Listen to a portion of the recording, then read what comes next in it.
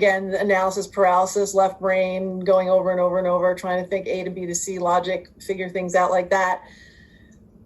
Or something can look great on paper, but it's still not the right answer for whatever reason. So again, if you're having like problems making decisions or not sure what you want to do, go into your heart, touch your heart and see what's going on there. See how it feels. So I won't go into politics or whatever, but it was a little contentious, like lots of things going on. I was trying to figure out what I was going to do. And so,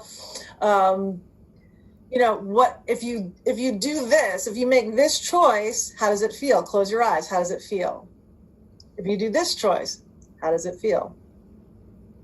So you bypass the mind and go right to the heart, and the heart will tell you what the truth is for you.